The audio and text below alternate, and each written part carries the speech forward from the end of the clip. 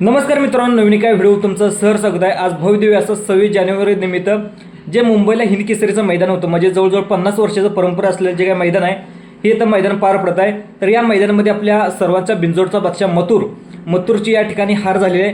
नेमकी पाहायला गेलं तर हिची हार काय, म्हणजे हार होण्याची कारणे काय या व्हिडिओच्या माध्यमातून आज आपण जाणून घेण्याचा प्रयत्न करणार आहोत। दुसरं महत्त्वाचं, आपला सर्वांचा लडका विक्रमादित्य बकासूर या मैदानामध्ये येणार आहे, त्याची अपडेट देखील या व्हिडिओच्या माध्यमातून आज आपण देणार आहोत। तर व्हिडिओ शेवटपर्यंत पाहण्याचा तुम्ही नक्की प्रयत्न करा।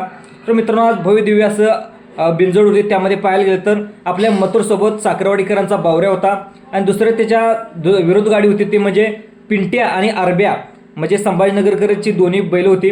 तर मित्रांनो, सर्वात पहिला अटीतटीची लढत झाली आणि अटीतटीच्या लढतीमध्ये आरब्या आणि पिंट्याने या ठिकाणी विजय प्राप्त केला। मित्रांनो, असो म्हणजे हार आणि जीत हे नाण्याच्या दोन बाजू असतात। कधी मित्रांनो मथुर हारतो तर पुन्हा नक्कीच कमबॅक राहुलबाईसाठी करत असतो। तर सगळ्यात महत्त्वाचं म्हणजे राहुलबाई यांचा पुन्हा कमबॅक नक्की होणार आहे। दुसरं पाहायला गेलं तर आता जी दुसरी शर्यत आहे ती दुसरी देखील शर्यत होण्याची शक्यता आहे। त्यामुळं राहुलबाईंनी देखील सांगितलं की दुसरी शर्यत देखील होणार आहे। त्यांनी त्यांच्या मुलाखतीमध्ये देखील सांगितलं 2 शर्यती होणार आहे आणि दुसरी नाव देखील सोडलेलं आहे। त्यामुळं दुसरी शर्यत होणार का, तर दुसरी शर्यत देखील होणार आहे। दुसरं पाहायला गेलं तर जो मथुर आहे त्या मथुरला ज्यावेळेस आपण ह्याच्या अगोदर देखील ज्यावेळेस फेरे देतात, म्हणजे मथुरची शर्यत असते, बिंजोड असते, त्यावेळेस पहिला फेरा दिला जातो।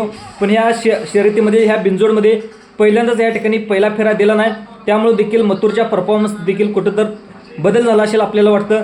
त्यानंतर दुसरं पाहायला गेलं तर जो मथुरच्या गाडीवरचा जो छकडा होता तो आपल्या शर्यतीवरचा घाटावरचा होता आणि त्याचं पाहायला गेलं तर पुढचा जो त्याच्या पिंट्या आणि आरब्याचा छकडा होता तो पाहायला गेलं तर रिंगी होते। त्यामुळे वजनामध्ये देखील थोडाफार कुठेतरी बदल झाला असेल। त्यामुळे अटीतटीच्या लढतीमध्ये आरब्या आणि पिंट्याने या ठिकाणी विजय प्राप्त झालेला आहे। असो, हार ते हार असते, जीत ते जीत असते, त्यामुळे विजय झाला त्यांचं देखील मनापासून अभिनंदन।